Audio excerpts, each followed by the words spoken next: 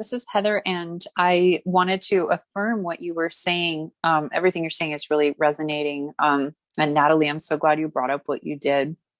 I think it's probably safe to say that most of us are going through that right now, those of us on the call.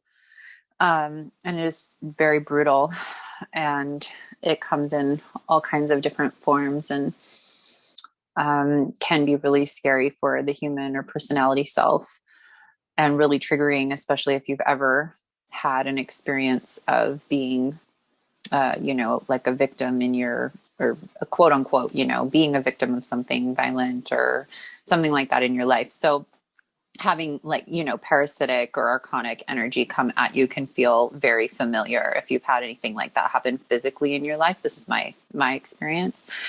So I want to also just affirm what you were saying about,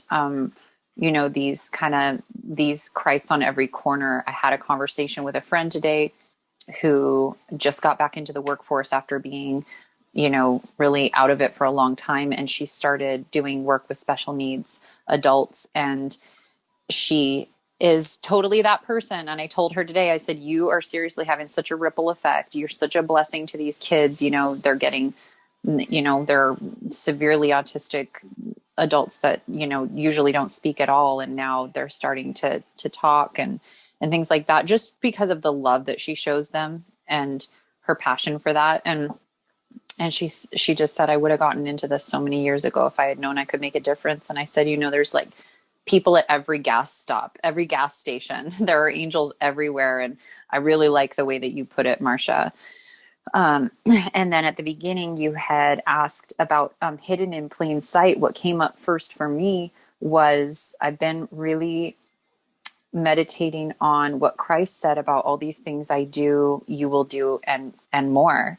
And thinking about our birthright as who we really are and what our abilities are to, and the magical wind is blowing through the trees. As I said that, there's a lot of wind going through right now, which is also like a really cool affirmation on this.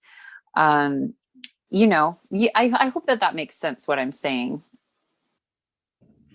I feel so. I definitely feel so. There's a very interesting allegory in the Hansel and Gretel fairy tale too, where the gingerbread house is so scrumptious they end up getting captured by a witch, and the witch really does play an interesting archon that has to be dealt with by some lethal form.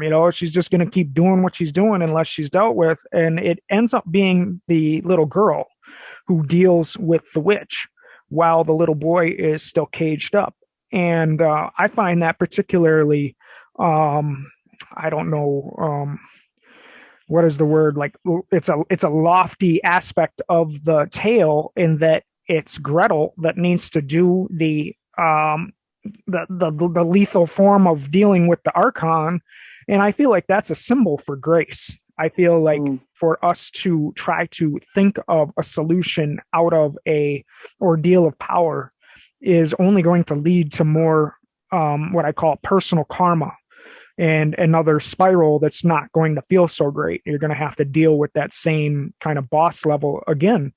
And asking for grace is something that I've, as a man who is never brought up very spiritual or anything like that, it's been a self-discovery that there are different forms of the Most High and that you can ask for any combination of help that you could possibly imagine.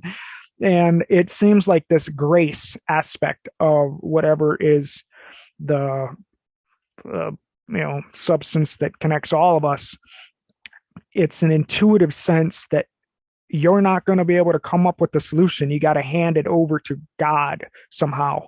And I think possibly Marcia's going to get into that theme a little bit here. I haven't looked ahead. I just assume it.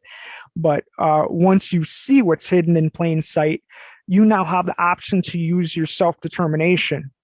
That's what's the beauty of being human, is that, we are manipulated, yes, but once you see what's going on, you can distill that down and be a more liberated individual.